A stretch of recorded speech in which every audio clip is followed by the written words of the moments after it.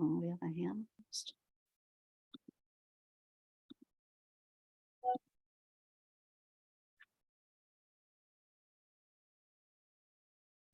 Oops.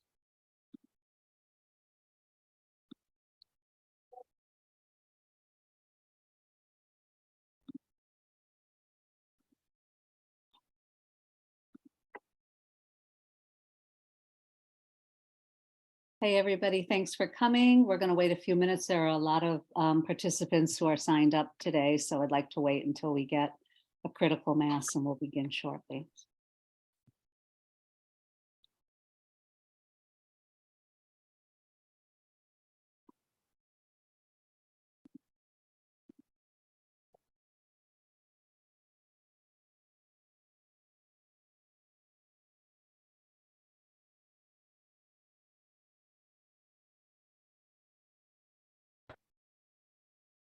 Oops.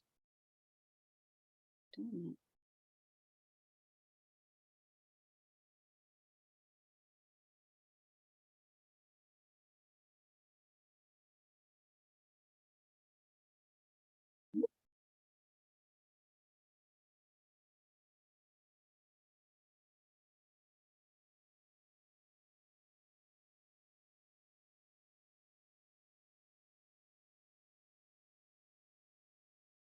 Okay, I think we should begin. I want to be conscious of everybody's time. So hi, everybody, and welcome to our Creative Core Orientation webinar. My name is Melissa Cerrone, and I'm the program manager for the City of Sacramento's Office of Arts and Culture, which is the administrating organization for the Capital Region Creative Core program.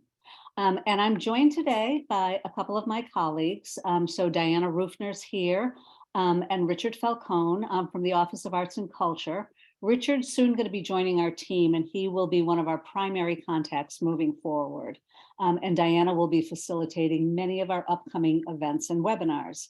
And I'm also happy to have representatives from our partner organizations. So we have Terry Lamanchek and Maria Osubcha from Arts and Culture El Dorado County, which also serves as our liaison to Alpine County.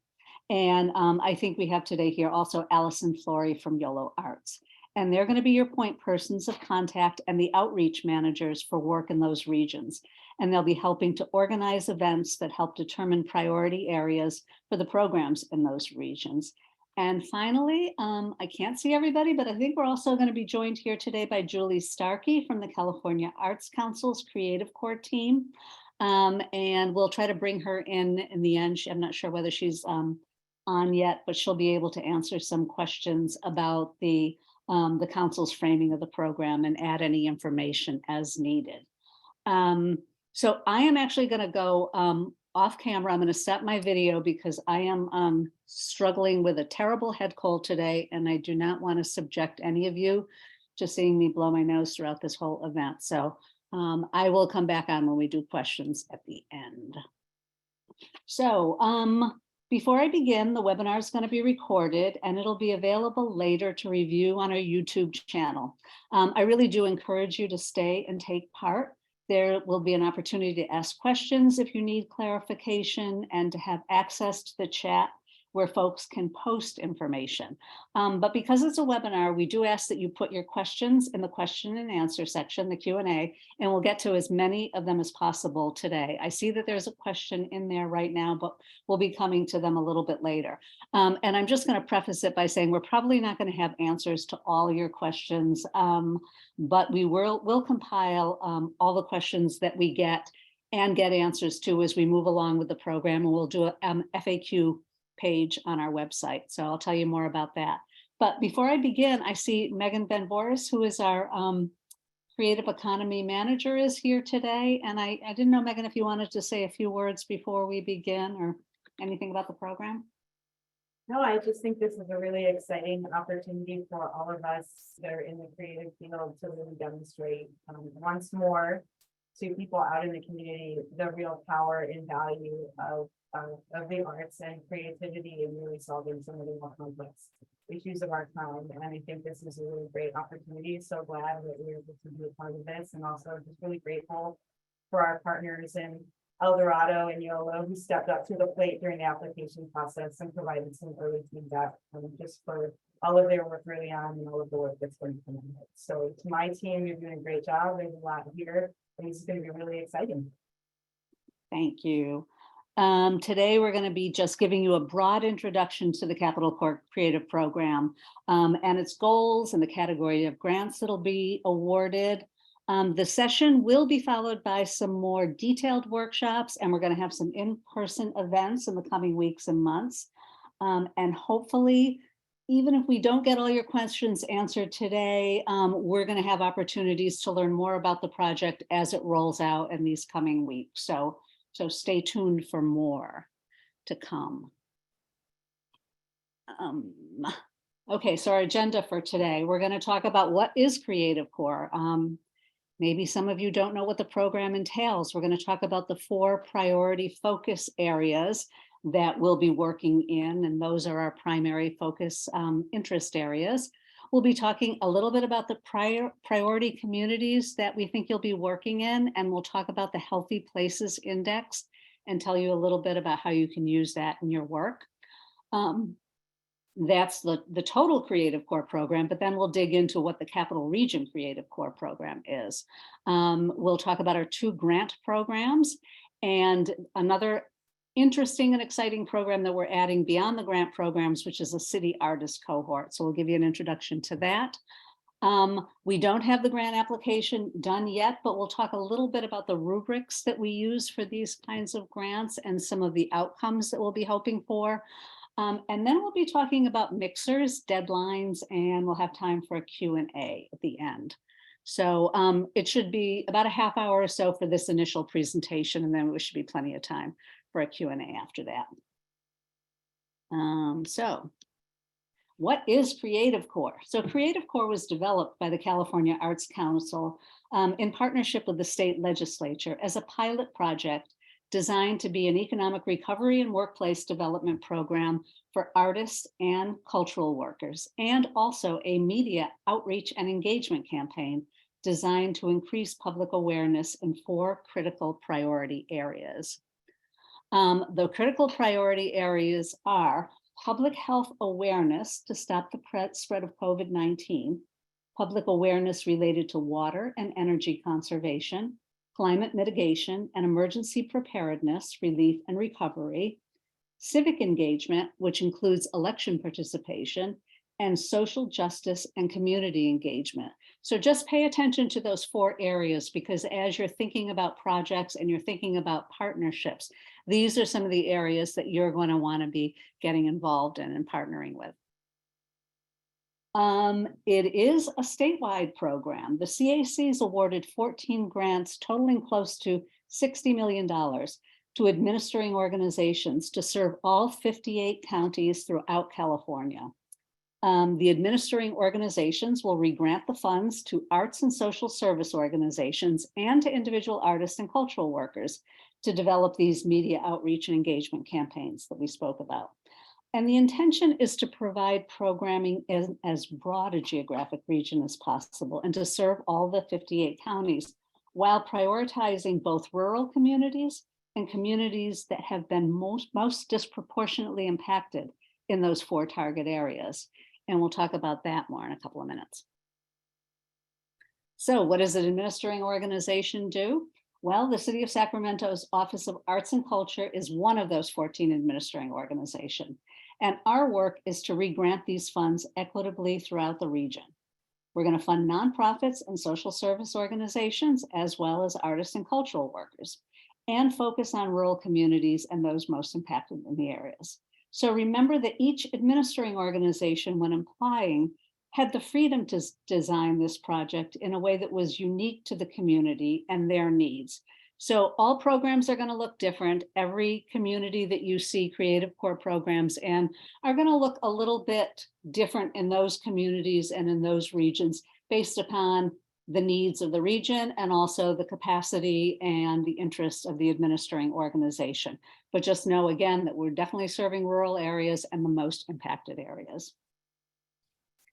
So what's the Capital Region? This is an interesting piece. So as I mentioned, those grants were distributed throughout the state, and they're covering regions that are both rural and urban.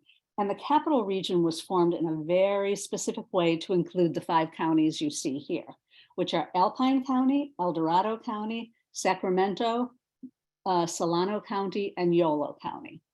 So I know folks are going to say, that's not the capital region. That doesn't look like the capital region at all. Well, why is this the capital region? Some people have said to me, well, Amador County is much closer to us than Alpine County is. And people have said, isn't Solano County part of the Bay Area? And how can you call this the capital region? I guess the simple answer is to say that it's difficult to divide up a state like California, which is as large and complex as it is, into kind of equal chunks. And particularly when you have wide rural regions and very tightly packed metropolitan regions like the Bay Area and Greater Los Angeles. So for the purpose of our program, these 5 counties are going to really make up the capital region. And I think we're really thrilled to have the opportunity to work and learn more about our neighbors, not only in Yolo and El Dorado counties, where we have our partners here, but also the communities of Solano and Alpine County. And we really look forward to what the programs are going to look like in those communities. So now that we know the region, we want you to dig deeper and focus projects that are located within these counties, but in very specific towns, communities, and neighborhoods, which have been delineated as predominantly in quartile 1 on the California Healthy Places Index. And that's what we'll be talking about here. I'm going to be referencing the California Healthy Places Index for the next several slides. And I want to give you a little overview about what it is and how to use it. So the index is a tool that was developed by Public Health Alliance of Southern California to advance health equity through open and accessible data. It was developed with a goal that everyone should have a fair and just opportunity to achieve good health and well-being, and that it's critical to understand and address the factors that create health in a community.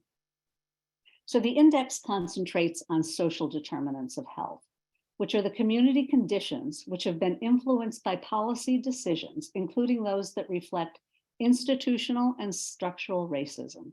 Some of the determinants are education, air quality, access to housing, water quality, transportation, pollution, and access to medical services.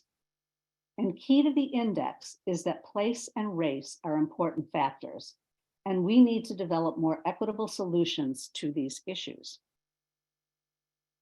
So I've included this slide and this quote to emphasize the relationship between place or environment to health, because it's such a critical part of the program. So studies have shown that socioeconomic factors and physical environment have the largest, and they put it at 80% impact on our health, and that's the health of our communities and our neighborhoods. So the index uses 23 asset-based characteristics that together combine into a single HPI score. The healthier the community, the higher the HPI score. And I'm mentioning this because this program is going to focus most of its grants on work that takes place in communities that are in the first quartile, which is the lowest 25% of the HPI index. And what's useful about this index and why it's a stronger indicator of community health as opposed to, say, zip codes or city mapping, is that this index can drill down into specific neighborhoods and point out specific areas for improvement. So communities are complicated, we know that, and they've got multiple components that can be seen as strengths or weaknesses. So the HPI gets very detailed. It can tell you not only how the community compares to all other California communities, but what are its strengths and biggest challenges. So for example, a community may have a great number of public parks or really good access to public transportation for its residents, but it might also have low indicators for children in preschool or access to affordable housing. So this slide lists all the 23 community characteristics, and you'll be able to find this all on the HPI index. But I think it's really interesting because you'll see a combination of things that you probably would have thought about that have to do with community health, such as, sort of things like insured adults and, renter cost burden and homeowner cost burden, but it also includes a lot of other things that, maybe we don't necessarily think about as high indicators of health for a community. For example, like enrollment in preschools. If a neighborhood has low enrollment in preschools for that area compared to the rest of California, that correlates to probably less healthy communities. And this is actually sort of the order in which these things are measured for health in a community. So I think it's really interesting sort of kind of to drill down into these community characteristics.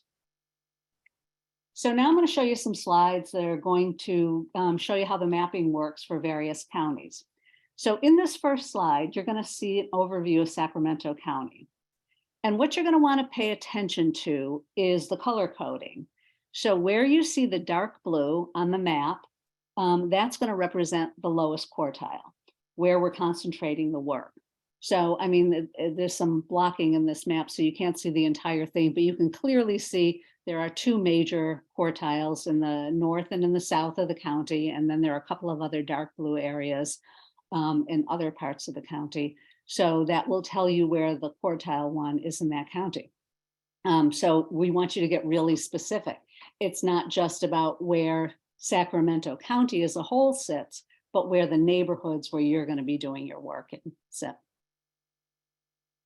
The next one here is Solano County. Excuse me. So in the next few slides, I'm going to go through, I'm going to show you a snapshot of each county's index in a particular area so you can see how focused we can get. So on the left of these slides, you can see the ethnic and cultural demographics of the county. And then on the right, you can see how the county overall scores. In this case, I've just chosen how it scores in preschool enrollment. So you'll see the county as a whole scores, sort of less than the average for healthy communities. But again, that's for the entire county. You could be able to go into Solano County and choose a particular city, such as Vallejo, or a neighborhood in Vallejo for our purposes, and what we call them our tracks in the Healthy Places Index. So, excuse me, you can look at a track and see where that sits overall and in any of these particular characteristics. So if it's something that's really useful in your campaign, so for example, if your campaign is around voter registration, you could actually get so detailed that you can look in particular areas in Solano County where the Healthy Places Index is lower in that specific area of voter registration. Okay. Excuse me. And the next slide is Yolo County. So here are Yolo County's demographics. And the category that we picked right here specifically is home ownership. That's not one of the priority areas for this grant, but it's just an interesting thing that one area that Yolo County as a whole scores in the first quartile is in home ownership. So it has healthier community conditions than only 6.9% of other California counties. And then if you wanted to dig down deeper, you could go to West Sacramento or you could go to Woodland and see how it scores in those areas as well. Excuse me, for those of you who are coming late, I am struggling with a cold here, which is why I'm not on camera. So my voice might go out a little bit, but I'll try to power through. Next is El Dorado County.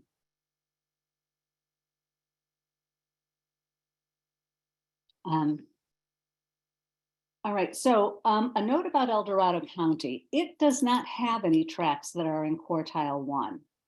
So you're going to act a little bit differently for this one. For the purposes of this program, what you're going to do is you're going to re-rank the entire county. We can give you more specific instructions, and there's some really good videos on the California Healthy Place Index website, which shows you how to do it. But because there is no quartile 1, compared to the rest of California in El Dorado County, what you do is you re-rank. And there's a tab specifically you can go to organize and rank under geography and rank tracks within El Dorado County. And then you can actually rank it compared to El Dorado County. There's a specific button you push and it will re-rank all of El Dorado County.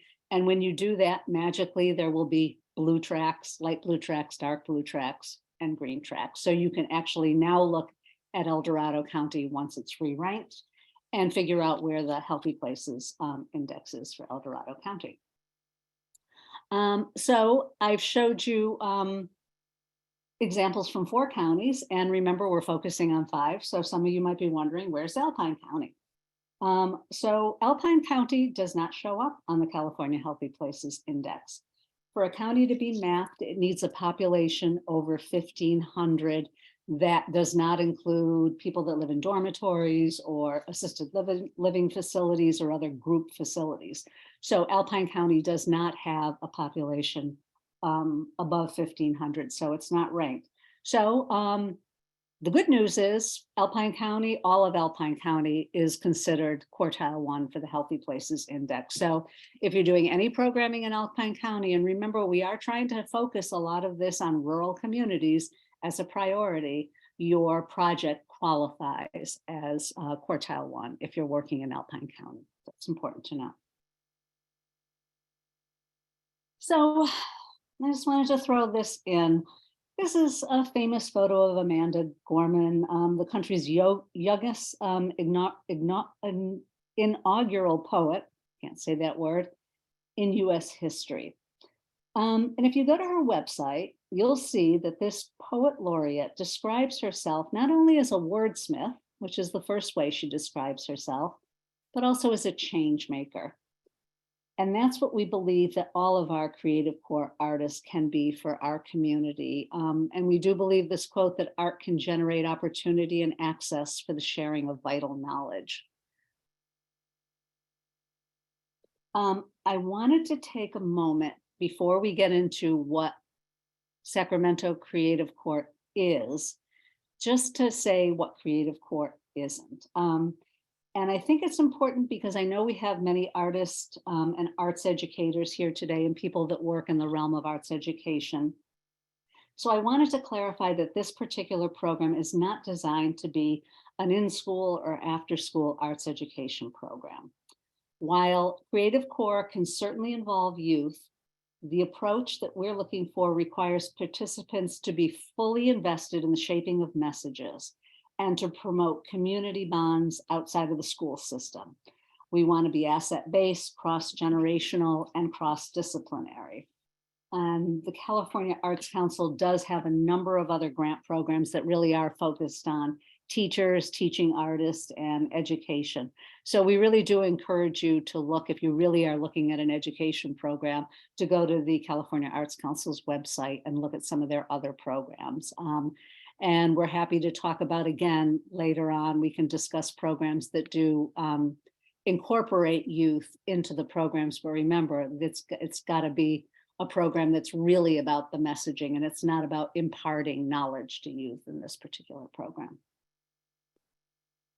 So what is the Capital Core program? Well, Creative Core Capital Region is going to be a 3-pronged approach of grants and workforce opportunities. It's going to reach all of the 5 counties in the Capital Region, and it'll focus on work done by, with, and for communities in quartile 1 of the California Healthy Index and in our rural regions. And it's designed to promote strong cross-sector partnerships between artists and government agencies, tribes, and/or service organizations. We'll be soliciting applications from 501c3 nonprofit arts and cultural organizations in the region, artist cooperatives with confirmed fiscal sponsorship in the region can definitely apply, but we need to have that fiscal sponsorship confirmed at the time of the application. Units of tribal and local government, specifically with an arts component and an arts staff can apply. 501c3 service organizations or agencies who are working on issues within the priority areas. So agencies that work in public health, social justice, civic engagement, climate mitigation, water, emergency preparedness, all of those are free to apply, but knowing that they'll also be partnering with artists on communications, engagement, and media campaigns. And individual artists, but for the purpose of our program only for the city workforce program. So if you're an individual artist, we ask that you're part of a cooperative or you're working under the umbrella of an arts organization who would become the main applicant. We really want you to think before applying, because this is, it's a program that has to happen fast and furiously, and be very well organized. We're going to be asking a lot of you, so we want to make sure that you really thought about the application, and this program is for you. So do you have the capacity and the passion to complete a really ambitious project in a one-year time frame? Are you an artist or organization who's already engaged in cross-sector work and wants to expand your reach or deepen an existing relationship? Are you a cultural organization who's partnered with non-arts organizations in the past and wants to develop a new project with a government or nonprofit agency to enact change? Or are you an individual artist who already has a deep connection to work in the priority issues and can commit to a one-year in-depth campaign as part of city government team? So again, really looking for strong commitment, a history of partnership, or at the very least, a history of engagement with an organization cross-sector is really important to be competitive for these opportunities. So we are offering 2 levels of grants. So we're offering all at the same level. We're not changing the amounts of the grants, but $117,000. We're going to offer 20 grants at that level, and they're going to be for nonprofits or fiscally sponsored arts cooperatives. Know that at least 35% are going to be earmarked for rural projects. If we get those applications, we're going to try to make sure that at least that percent goes to rural projects. And also know, and this is really important thing to consider before doing this application, that 70% of the funds that you receive must go directly to artists. So if you were to receive a grant, you're an organization receiving a grant of $117,000, $81,900 at least would need to go, and we would need to see evidence of this in your budget to go directly to artists, because remember, this is a workforce opportunity for artists, and we want to make sure that we're really fully investing in artists as we move through this program. We're going to offer a very small number of grants, 5 at the $300,000 level. They'll either go to local arts agencies, units of local or tribal government with art staff, or nonprofit organizations. So this is the one category that you can't apply as a cooperative with a fiscal agent. Know that we are aiming to have at least one of these grants going to our 4 largest communities. So out of 5 grants, you know, 1 will probably be in Yolo, 1 will be in El Dorado, 1 will be in Solano, and you know, 1 in Sacramento, or perhaps 2 in Sacramento because it's the largest county. So we're going to really try to make sure that we spread these large grants out. And the same thing here, 70% of funds going directly to artists. So knowing that if you're going to do the program, the primary focus of it is to get the money into the hands of the artists to do the work. We will have small budgets that you can access for materials and things like that. But it's not a grant that's going heavily towards administrative fees. Again, this really is in the hands of artists. And the other piece that we're going to be adding is we're really excited about is the city artist cohort. So 5 artists will be selected for temporary positions up to 1 year in the city of Sacramento through an application process. So artists will apply to be matched in a department with a focus on one of our priority areas. There'll be a special application for this program, and it'll probably be rolled out a little bit later than the other grant programs. We won't be doing them all at the same time. So if you're interested in this program, know it's going to take a little bit longer to get this off the ground. So there'll be a special application, and then we'll probably be looking at finalists who then will go through an interview process with the different departments that they could potentially be working with.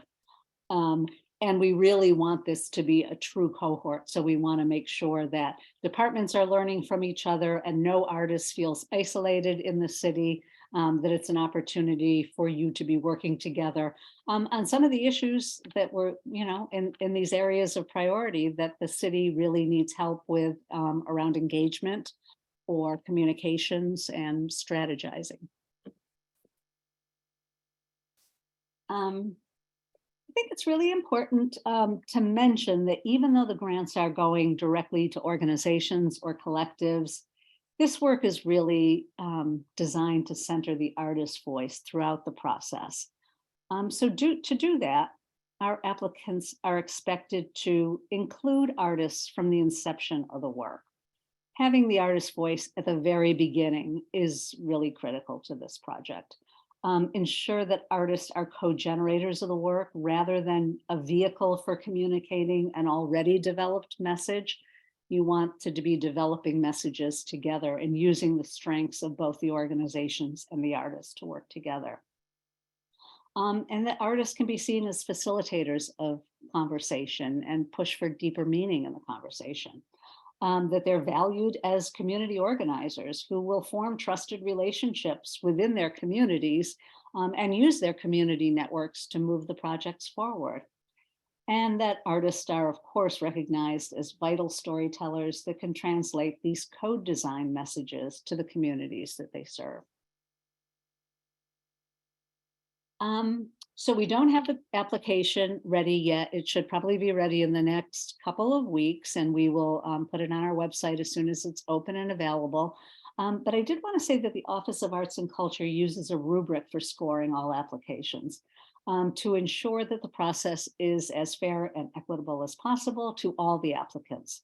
So understanding the rubric in advance and developing your proposal with the rubric in mind will really help applicants focus their application on the qualities that we think are most important. So the rubrics for all the grants, and here specifically for the $117,000 grants, are going to include things like past experience in cross-sector work and experience of artists doing the work, having established relationships in cross-sector work, with a letter of support so that we really do know that these relationships are established and ongoing. Experience and familiarity with the target community. We don't want artists and organizations to just go on into these quartile 1 communities without having any kind of past relationship or experience working in and with and of these communities. Remember, those are really important factors. Relationships of the project to the program priorities. So again, there are certain program priorities that can be interpreted in certain ways. They're a little bit broader. So, emergency preparedness might not be as broad as social justice and civic engagement, but we want to make sure that you really are focusing on picking one of those focus areas and telling us how your program relates to those priority areas. We want to see projects that demonstrate uniqueness, urgency, and strength. We want to know that you're using the California Healthy Places Index in your community definition, and that you can really speak to where the community is within the California Healthy Places Index. That your budget reflects 70% of funds going to artists, and we will require proof of that in your reporting, but to know that you've included that in your budget. We'll be looking at the number of artists employed, the diversity of the artists employed, and that artists are receiving a fair wage scale for the work that they're going to be doing. And we will probably include strong metrics for partnerships. So we have all of these attributes in a rubric and ways to demonstrate them, and then application score, low, medium, high within the rubric area. And that will all be part of the guidelines. So you can see very specifically how your application is going to be reviewed according to the rubric. For the larger grants, we are going to have some additional rubrics. For this grant, we are saying that you must be a 501c3 organization or a unit of local or tribal government with an arts component. That's key. And partnership is key. The partnership needs to be very solid, very well developed, and we need to know that it has a high likelihood of success. The partners should have a past history of joint programming, or at the very, very least, intentional interactions in the work that they've done in the past. HPI needs to figure very prominently in these proposals. They will be quartile 1 only proposals. That you've got a demonstrated outreach plan so that we know the communications has been systematically thought about, and we know how you're going to be outreaching to your communities, the relevance of the pathway for the community served, and that the organization has staff capacity. And in this case, we've determined that the lead partner at least, and again, these are partnerships, so an organization could partner with a nonprofit that does fulfill this requirement if you don't, which means having paid leadership staff, which is staff that can be demonstrated, receives a W-2 form, they receive workman's comp, that you are a paid employee and not a contracted staff of the organization, just to make sure that you've got the capacity to carry this out. But again, if you're an organization that doesn't have to have that, and you want to apply for one of these grants, you could still possibly partner with an organization who could be the lead on this and would receive the money for you to do this work. And also know that these are 2 separate applications. So I know one of the questions we're going to be getting is, well, can I apply for both? Or if I don't get the $300,000 grant, could you put me in the pool for the other one? Absolutely separate applications, which doesn't mean you can't apply for both, but you can only receive one. So I think it's really key to look at your organization, look at your bandwidth for a project like this, and determine really whether you're looking at a major countywide program or one that's focused on a particular county, or whether you want to go for one of the other grants. But again, they will be 2 applications. We embrace the fact that this is a pilot program, so there are going to be many unexpected and surprising outcomes and challenges that we couldn't have imagined. So, we know this is a pilot, and we're really looking to see what we can learn from this pilot. And we're excited because this is the kind of work that we hope to keep doing. And I think we can learn a lot about this work. So some of the measurements we're going to likely use around outcomes are levels of community engagement. It's an engagement campaign, so we want to see who you're reaching, and are you reaching communities that haven't been well reached before with messages. New relationships formed, new structures for collaboration. We're excited about that. And then, obviously the quantitative things like numbers of communities served, numbers of individuals served, artists employed, total amounts of fees and salaries going to artists. Are you paying multiple artists? Are there going to be a few artists involved? We want to see like the total number and the amount that they're being paid. And also importantly, the inclusion of artists from marginalized communities. That's key as well. So I want to talk a little bit about the mixer. So I said at the beginning that this is just the first in what we hope will be a series of engagements leading up to the program, which will also include things like grant writing support and peer mentorship. But we'd like to do something a little bit more social and out of the box. We do a lot of these webinars and we don't get to interact much. It's just a lot of talking at you. But I think it's important to get things all out on the table and then give you an opportunity to get together. So we're going to be sponsoring a number of mixers in each community to introduce many of you to each other and to the issues you're looking to engage with. So these mixers are going to be less like this and more like a series of conversation with some content providers in the focus areas to help you frame the issues that you're going to be working on or that you'd like to explore. It'll be a space to ask questions, to see where your work fits in, an opportunity for artists to meet people who are doing the work within governments, within tribal agencies, within nonprofit organizations, and they'll be specific to all the communities that we're in. So we're going to be hosting some in El Dorado County.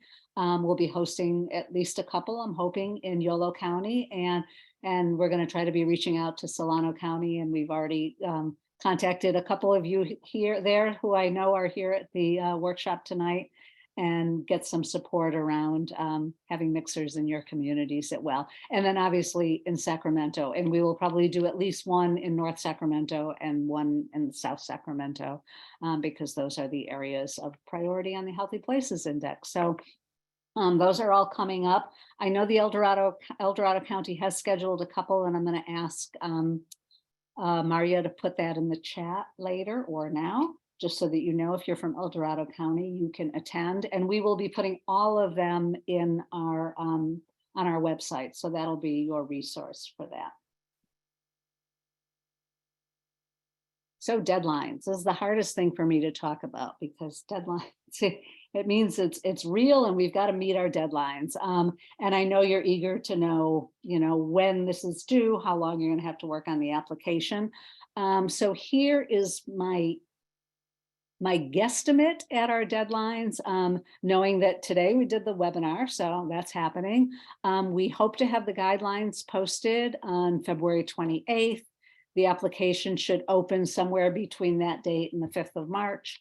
The mixers and focus groups are going to be happening between February and April. They're going to happen throughout because we have a pretty long application process. It may feel like it's coming up on you soon, but we're probably going to be giving you till mid-April. And you notice that I haven't added a date there, but it'll be about mid-April for the application to close. We'll do it once that happens, we'll be doing panel review in May and panel determination.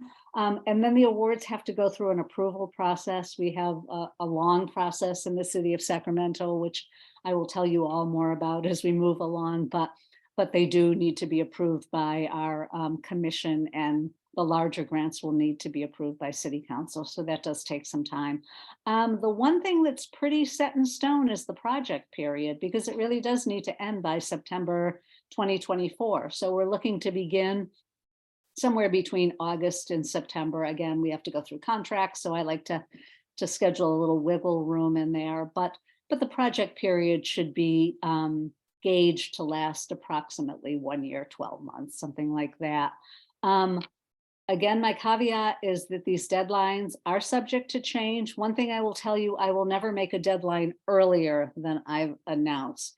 I can push it back a little, but I won't tell you. If I say mid-April, I won't say, I need your application done by April 1st. We try not to do that to you. So, so that's what the deadline looks now, but please, we're going to keep asking you to check our website, because that's where you're going to learn where everything is. And here are some just overall resources for you as you're trying to move through this and when you want to find things. We're going to have an email address, which is creativecore@cityofsacramento.org. So if you have very specific questions throughout the process, you can email us. We're going to send you often to our website. As I said, we're going to post frequently asked questions. So if you ask me a really great question, I want to make sure that we've provided the answer to everybody who's doing the applications. So if there are questions that are specific to the whole group of potential applicants, we will post them on our website. So we would keep updating it and ask you to check it periodically. And anytime you email us, you'll get a little reminder to check the website. If you want to know about the program overall from the California Arts Council, that's the website that will give you the link to the grant program for the Creative Course for California. There is a statewide program for individual artists, and I believe it's sponsored by 18th Street Arts Center. You could look on their website or the California Arts Council's website. If Julie's here, maybe she could post that in the chat. But if you're an individual artist who just wants to do an individual program, the deadline though is coming up really soon, and they are going to be sponsoring the statewide program for artists. So I would look there if you're interested in getting that resource. And then I have posted some really amazingly wonderful resources, because I think what a lot of you are going to say is, yeah, but tell me what a good project looks like. I'm sort of thinking about this, but I don't know what you're going to be looking for. So we've got some pretty cool research that's done, projects that have been done across the country. So first place I would send you to is probably these creative placemaking research field scans. The field scans are fascinating, and they're grouped by topic. So there's environmental field scans, there's ones on transportation, healthy communities. So that'll give you an idea of the types of projects that have been done and that are out there. There's some really cool projects. Some are probably huge and long and expensive and maybe don't necessarily fit what we're doing, but I think they can help you spark some ideas that could be really interesting in what you're looking for. There's a toolkit for health and arts, parks, and equity. That's an interesting program. And then Policy Link, if you're a good old policy wonk and really wants to read deep into some research and policy, I would recommend looking at that one. It's a pretty long report, but it's fascinating and it'll give you some framework for this kind of work. So that's what I have, and I'm going to go back on video and start taking some questions. And if I can't answer the questions, and these are questions specific to our partners in YOLO or El Dorado, or something that the CAC could answer, I'm happy to turn it over to all of you. So, questions. May you expand on the term cross-sector and give some examples? Okay, I am happy to try to do that, to give you some examples. So cross-sector is working, we think about it as working in the area. If you are an arts organization or if you are an artist, but you are interested in issues of the environment and climate change and how it's affected California, and specifically how it's affected our region. You would be an arts organization that might partner with a nonprofit agency that was working on climate change issues in the region or emergency preparedness. And you would work together to create something, a campaign that would actually help reach a population who have been, impacted. So say you're in Alpine County or El Dorado County, and there are a lot of issues around fires there and fire mitigation. There may be communities that have just been very hard to reach with messaging, and messaging that really isn't suitable for every community. And you would be working together to create messaging that would have the strong input from the artist and strong engagement with the community. So that's kind of what we're talking about. And as we continue to do our mixers, we'll be able to provide you with more examples. But again, I say go to the field scans because that's a great way to look. Will there be an online forum for artists to network with organizations? Right now, our best forum is going to be through the mixers, I'm going to say. So I would really encourage you to check out our website, see where they're happening, if they're close to you and in your community. That's the way we're going to be able to network the best. What is preferred, paying artists as an employee or as independent contractors? That's totally up to you. We're not going to get involved as to how you pay your artists. We just want to make sure that artists are paid. We love for artists to be employees, but this may not be the type of project that works in that way. You need to look at what your bandwidth is and decide how it best works. We would probably be looking more at the rate of pay for the artist. Are they being compensated fairly at a really competitive rate of pay for the work that we're going to be doing? Weird that Placer County is not included in our region.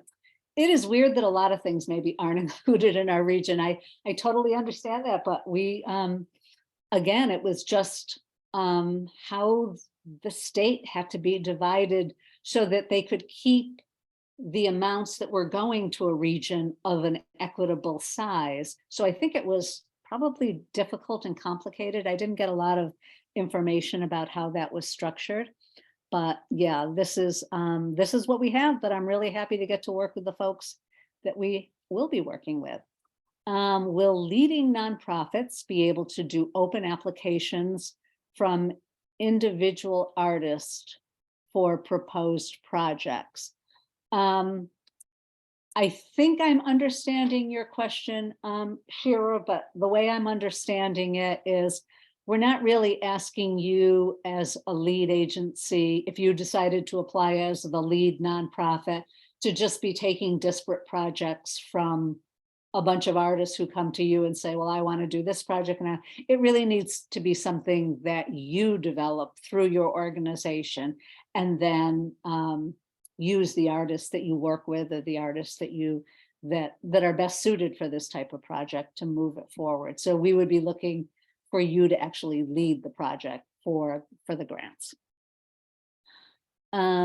Thank you. Julie posted the 18th Street statewide program. Again, I think the application closes in like a week or less. So if you're interested, please take a look at it right away, because it would be great to have Sacramento region artists represented in the statewide program. I think they should be. What's an example of an artist cooperative with a fiscal sponsor? Taylor, I'm not so sure I can give you, I won't give you a specific example, but say you were a theater group that, you know, you were sort of an organized theater group and you worked together and you had your membership, but you just weren't a nonprofit organization. For some reason, you never needed to do that, but you could work with a fiscal sponsor, and that would be the nonprofit agency that would actually submit the application on your behalf. Excuse me. They would be responsible for everything. So it's really got to be an organization that can take on signing the contracts, filling out the reports, making sure that that the budget is correct. So they would have to take on some responsibility for this project. And usually they're paid a fiscal sponsorship fee. So if the grant were 117,000, I mean, the fees can range from 8 to 10%. As far as I know, they may be different, but that organization usually takes a percentage to sponsor you. But that's a way for organizations who don't have a 501c3. So could you post a link for where individual artists? Okay, I think we did that. And again, don't forget, we're going to have the program in the city of Sacramento. And we'll put it up on our website probably in, I'd say by March, we should have more information about that application on our website, and we'll make sure everybody knows about that.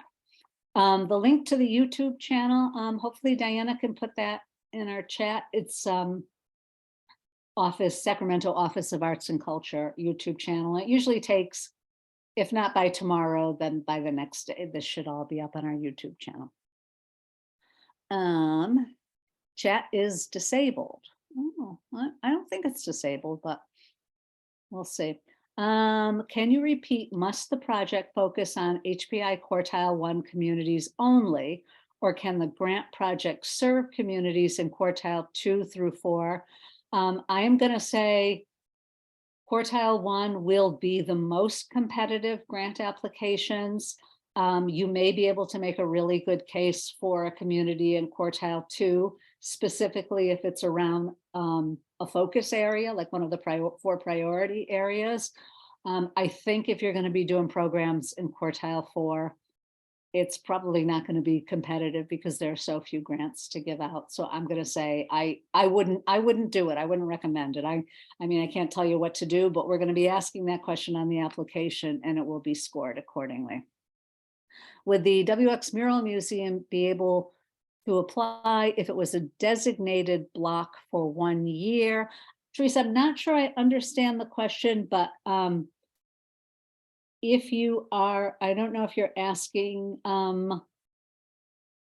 about the status of the Mural Museum in terms of, I don't know if you want to come off mute and maybe ask me that question so that I understand. I don't want to answer a question that was incorrect, if you can.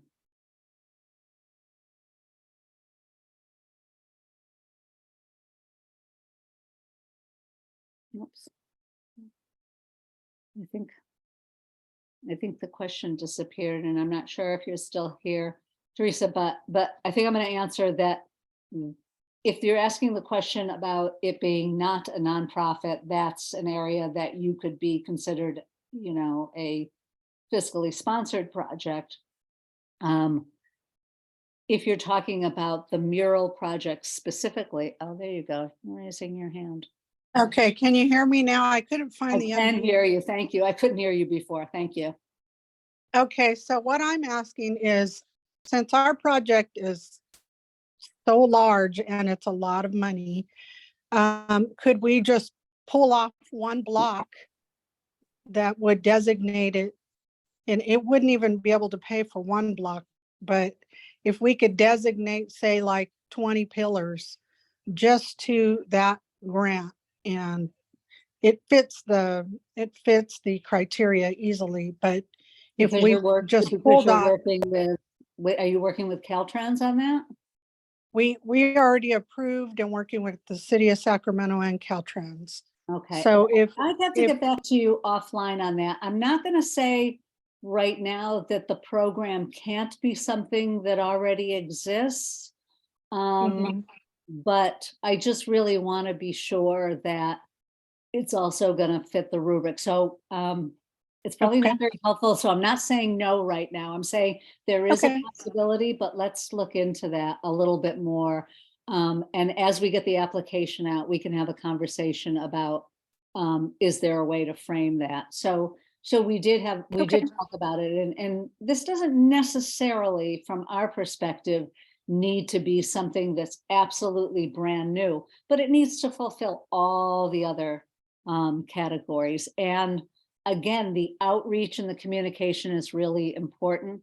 So I would say if that aspect of it has already been done, and now it's Mhm. just implementation, that Mhm. would probably be less interesting. Okay. But Okay. we'll talk about that. And I will also, again, if we have this conversation, we'll post this in our FAQs and everybody will know that. Does the fiscal Okay. sponsor have to be a nonprofit or could be no, it does need to be a nonprofit. Thanks, Taylor, for asking that question. Yes, it has to be a nonprofit. If you're an individual artist wanting to work with an organization, how do you go about being matched with an organization? I think that's really going to be up to you. And I would say attend the mixers, contact organizations who you think might be applying or might be interested in applying, and your work really fits within the kind of work they want to do. I think organizations can bring in artists, excuse me, for this work, because it's important to kind of build the capacity and build the world of artists out there. So yes, I would, you're probably going to have to do the work in terms of matching. I don't think we'll be matching specifically. Is there a set amount of time your business has to be open to qualify for the grants? Not necessarily, but you would have to be doing, there's just a lot of groundwork to be done. You'd have to make sure that you had a fiscal sponsor. If you were a very new organization, you might find it difficult to show the history, an established history of doing this kind of work. So we don't have the application ready yet, so I can't tell you how long the business has to be open to qualify. If you're not a nonprofit, you will have to find a fiscal agent for it. So that's a definite piece of it. But yeah. Is there a minimum amount of years defining the established artist relationship? No, there really isn't. I don't think we're going to be that specific. But remember, at every question, we're going to ask you to demonstrate what the relationship is. And again, the stronger the history and the relationship is, the stronger the application is probably going to be. Unless, say, you're an organization who has always wanted to work with another organization because you've shown in your work that this is where your heart lies, and there's an organization that you feel is perfect for you, you'd like to partner with. If you could make a really strong case for that and how that has come about, that partnership and relationship, I think that could be totally fine. In your example of artists working with environmental issues, can an environmental nonprofit be the lead applicant? Yes, absolutely. I'm sorry if I wasn't clear about that. We are totally open to nonprofit, environmental nonprofits, social justice nonprofits, anybody that's working in any of these intersections to be the lead applicant. But the work on your part will be to find the artist group or organization for you to work with, but you can certainly be the lead applicants. Can a nonprofit in Sacramento work with a nonprofit in a different county like Alpine? Yes, absolutely. Yeah, absolutely. We can work cross county. That's not a problem. And an arts organization in Sacramento County, if you find, you know, a community in one of these other counties that you've been wanting to work. I mean, maybe there's an arts organization that's been wanting to partner with a particular organization in Solano County, but you just haven't had that connection.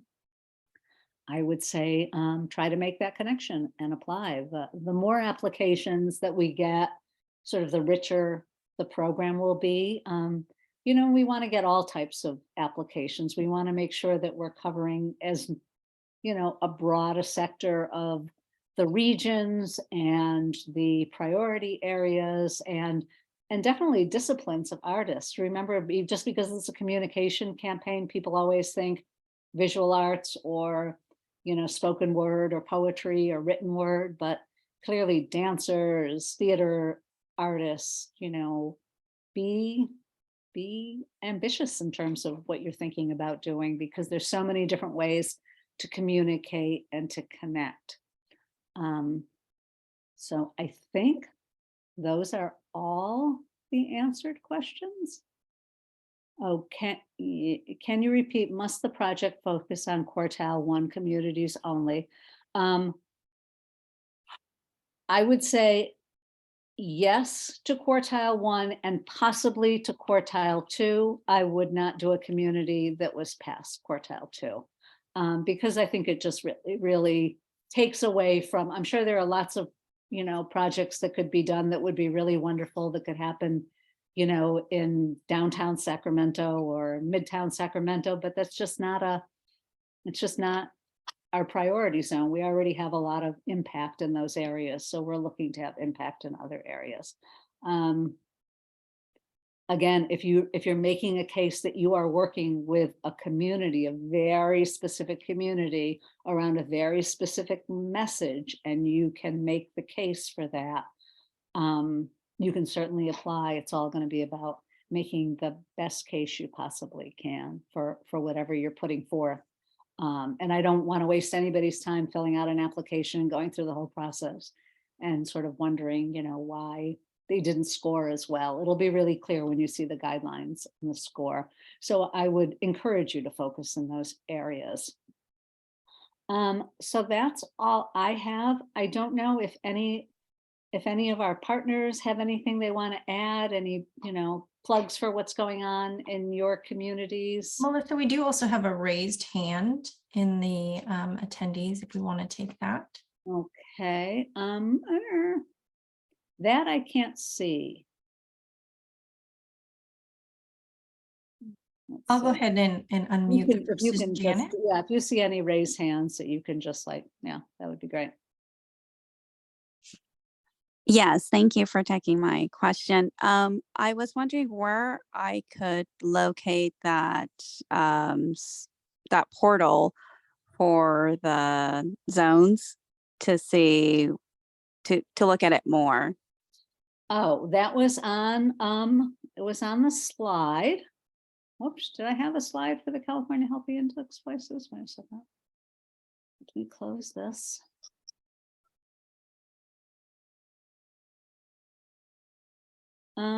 If I don't have the slide, I thought I had for California Healthy Index Places, but I'm also not able to. I guess I did not put that up. So if Diana, if you could put that in the chat, how to access the California Healthy Places Index. Sure, and we'll also have it on our website. Yeah, it'll be on the website too. And the next one is Jean.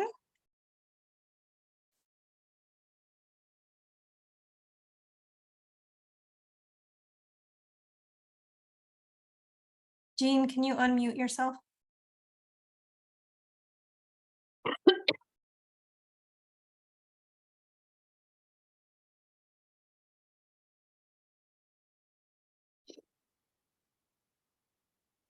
Okay, if not, we'll move on to Patrick.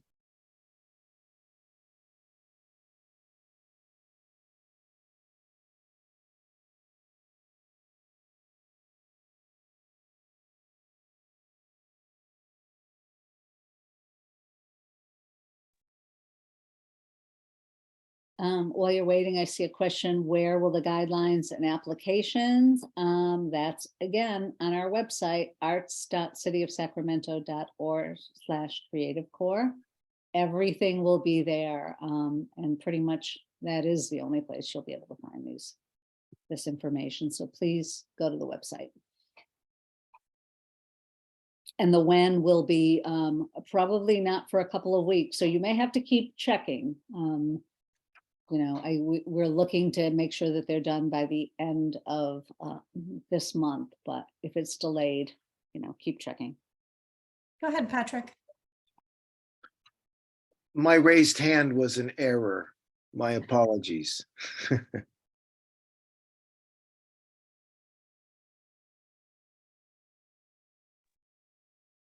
And if Jean doesn't come on, it looks like that is it. Okay, anybody, I just want to give a chance for my partners from El Dorado or YOLO, anything that you want to add about what you're working on, or just shout out a hello. I'll jump in. Terry Lamonchek, Arts and Culture El Dorado. I would say by the end of the week, we will have a link that will allow artists, potential partners, anyone who wants to get in touch with us for walking through the grant process, developing projects. We will make ourselves available to support our artist community or anyone from outside. And we will work with you to the best of our ability based on availability, for example, of the guidelines. The guidelines may not be out yet, but we will have a mechanism by which you can make an appointment, and we'll set up a Zoom meeting. My colleague Maria, who's on the call here, has really educated herself about this program, and we're here to help you and support you. And I went ahead and put my email for anyone in El Dorado County. I put my email in the chat, so you can find that there, as well as the dates of our two currently scheduled mixers, but we also will be having 2 more to be announced soon.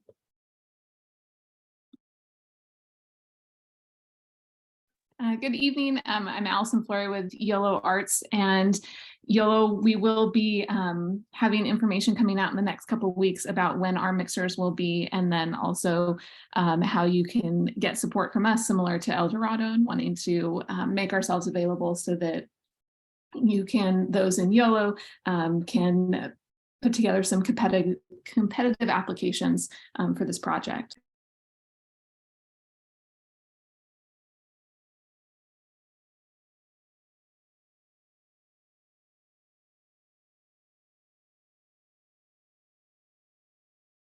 You're on mute, Melissa. Sorry. Yeah, I just wanted again to thank our partners. We are really lucky to have such great partners in El Dorado and in YOLO, and I know we're going to have them in Solano County as well. And it's pretty exciting to be able to work with you. And again, we're going to try to keep our resources as robust as possible. So you know, as our partners have information to share, we'll try to put that on our website. I'm sure they'll be sharing our information. We want you to think about how you can all work throughout these counties that have been designated as part of our region. And we want to be able to, at the end of next year, to say we have had some amazing projects happening in the capital region. So I'm excited. Thank you, everybody. I appreciate your attendance. Again, I know we threw a lot at you today, but I just really wanted you to see the whole picture as it stands, and just live with it, sit with it for a little while, start thinking about it. And then as questions start to form, we can have more conversations. There'll be lots more opportunities. So thank you, everybody.